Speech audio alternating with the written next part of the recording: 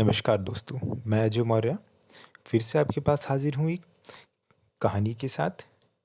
दोस्तों, इससे पहले हम कहानी पढ़ रहे थे जिसको लिखा था नीता गुप्ता जी ने। कहानी का शीर्षक था आखिर कब तक, जिसमें हमने ये देखा कि मयंक का जो है ट्रांसफ़र अलीगढ़ हो जाता है और वो काफ़ी ज़्यादा बेचैन रहता है, परेशान रहता है। फिर उसकी माँ कहती है हम लोग तो पहले से ही तैयार थे इन सब चीज़ों के लिए। लेकिन उसकी माँ की प्रॉब्लम होती है कि जल्दी से भी कैसे भी करके मयंक की शादी हो जाए, ताकि अगर वो किसी और शहर में जाए तो वहाँ पर कोई ज़्यादा दिक्कत उसे ना हो। तो इसके लिए अब जो अलीगढ़ में है, अलीगढ़ में जो उनकी माँ हैं, उनकी बहन वहाँ पर रहती है, सुधा। तो वहाँ पर उनसे कहती है कि उसके बेटे के लिए वो रूम देख लें।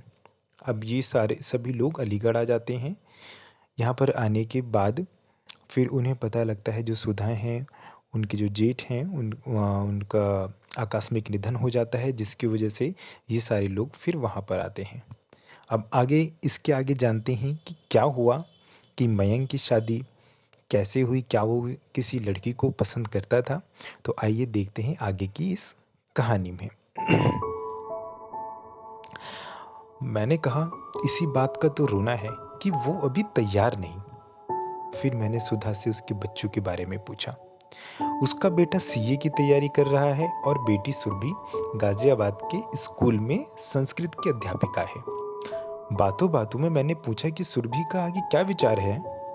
सुधा मायूस होकर बोली, अरे भाभी, आजकल के बच्चे तो शादी के झंझट समझते हैं। वो शादी के चक्कर में पढ़ना ही नहीं चाहते। वो कहती है कि वो अपनी नौकरी में ही खुश है, शादी नहीं करेगी। फिर कुछ और महिलाएं भी हमारी बातों में शामिल हो गईं। सबका अपना अपना कुछ न कुछ रोना था। कुछ देर बाद मयंक के कमरे पर हम लौट आए। नहा धोकर पालक साफ करने लगी। सोचा घर वापस जाने से पहले पालक पनीर बना लूं। मयंक को बहुत पसंद है ना। पर पता नहीं चला कि कब बड़बड़ाने लगी। पतिदेव बोले, क्या बात है, क्या बड़बड़ कर रही हो? अजी, आजकल के बच्चे अपनी माँ बाप की परेशानी समझते ही कहाँ हैं।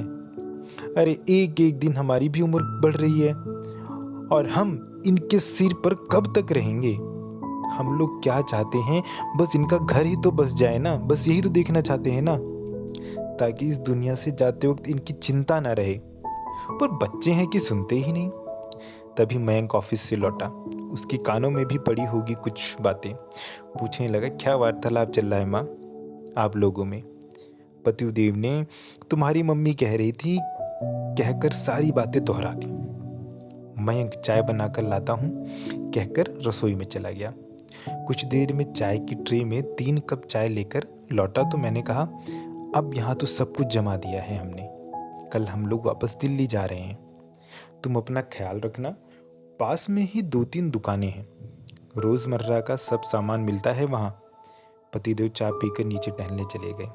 मयंक बोला, मम्मी, लड़की तो है मेरी नज़र में, लेकिन मुझे पता है कि उससे मेरी शादी नहीं हो सकती। इसीलिए मैंने शादी का इरादा ही फ़िलहाल टाल दिया है। कोई और लड़की समझ आएगी तब देखूंगा। क्यों, क्या मुश्किल है? लड़की तो राजी है ना? हाँ मम्मी, पर उसका भी यही कहना है। अरे बेटा, तू बता तो सही, उसके घर वालों से हम बात कर लेंगे। मम्मी छोड़ो ना, जिस गांव जाना ही नहीं तो पड़ताल करके क्या फ़ायदा।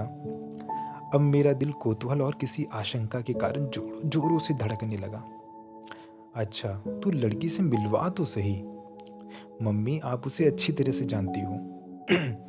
वो पढ़ी लिखी है, संस्कारी है, सुशील है, सुंदर है और घर परिवार भी अच्छा है। तो समस्या कहाँ है? अब मुझे मयंक पर गुस्सा आने लगा था, जो इतना सस्पेंस बना रहा था। मैं जानती हूँ कौन है वो। मयंक ने बड़ी ही हिचकिचाहट के साथ नाम लिया। सुरभि। सुरभि? मुझे तो मानो सांप ही सूंघ गया था। लगा जैसे कान ही सुन पड़ गए। लगा किसी ने शीशा पिघलाकर कानों में डाल दिया हो। जुबान पर तो जैसे ताला ही पड़ गया। चेहरा गुस्से से तमतमा उठा। अरे शर्म नहीं आती सुरभि के बारे में ऐसा सोचते हुए? अरे नालायक, वो तेरी बहन लगती है। हमारे यहाँ ऐसा सोचना भी पाप है। मयंक ने निर्विकार भाव से कहा। मम्मी, मैंने तो आपसे पहले ही कहा था। खैर छोड़ो। सुशीला आ गई। आप उसे काम समझा दो। तभी दरवाजे की घंटी बजती है। दरवाजे पर सुशीला खड़ी थी और पतिदेव भी नीचे फाटक बंद करते नजर आए। सुशीला रसोई के काम में व्यस्त हो गई तो मैं इसी दुविधा में फंसी थी कि पतिदेव को ये बताऊं कि नहीं, और बताऊं तो कैसे बताऊं। अभी मन में उधेड़-बुन चल ही रहा था कि पतिदेव ने पूछा, बड़ी चुपचाप नजर आ रही हो। बेटा अकेले कैसे रहेगा, सोच कर परेशान हो क्या? अरे बच्चे ऐसे ही तो सीखेंगे ना। तुम चिंता मत करो, वो सब संभाल लेगा। अब मेरे मन का क्रोध फट पड़ा और बाहर निकल पड़ा। अरे तुम्हारे लाडले ने जो काम किया है ना, वो सुनकर तो मैं भी अभी सदमे में हूँ और तुम भी आ जाओगे। अरे बाबा, ऐसा भी क्या कर दिया उसने जो आज मेरा लाडला हो गया? वो कुछ पता भी तो चले। तभी जबान में मैंने उन्हें सुरभि के बारे में बताया तो वो बिल्कुल ही चौंके। चौंके ही नहीं, जैसे उन्हें इस बात का अंदाजा था। बोले, उन्हें इस बात का शक तो था, पर मन का वहम सोचकर इस बात का कभी जिक्र नहीं किया। लेकिन अब मयंक ने वाकई उन्हें पशुपेश में डाल दिया था। कुछ देर कमरे में इधर उधर चहलकदमी करते हुए फिर बोले, मैं सुधा से बात करता हूँ। उम्मीद है वो समझदारी से काम लेगी और जीजा जी को भी समझा लेगी। अरे क्या बात कर रहे हो आप? बिरादरी में नाक कटवाएंगे क्या?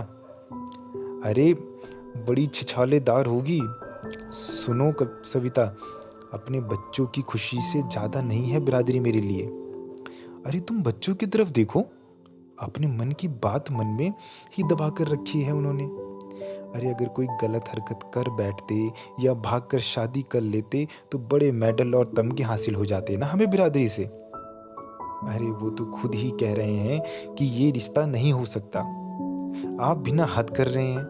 इस रीति रिवाजों का कोई मतलब है कि नहीं आपकी नज़रों में? अरे भाग्यवान, रीति रिवाज समय के हिसाब से बदल जाया करते हैं और बदलने भी चाहिए।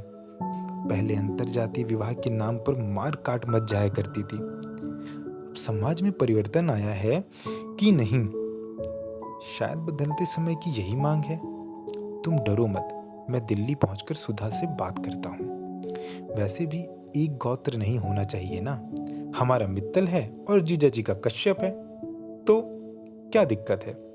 अब सोचना हमें है कि कब तक बिरादरी के नाम पर हम अपनी आने वाली पीढ़ियों की इच्छाओं को कुचलते रहेंगे।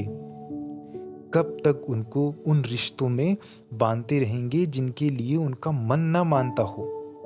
कब तक, आखिर कब तक? जी हाँ दोस्तों, ये कहानी हमें भेजी थी नीता गुप्ता जी ने, जो इसका सेकंड पार्ट आज मैं अपलोड कर रहा हूँ। आप एक बार इसको पढ़िए, फिर ज़रूर आप लोग अपनी जो बातें हैं कमेंट में ज़रूर लिखिएगा कि क्या ये सच में इस कहानी से आखिर ये कब तक, ये जो सवाल छोड़ रही हैं मैम, तो उसका क्या आंसर होना चाहिए।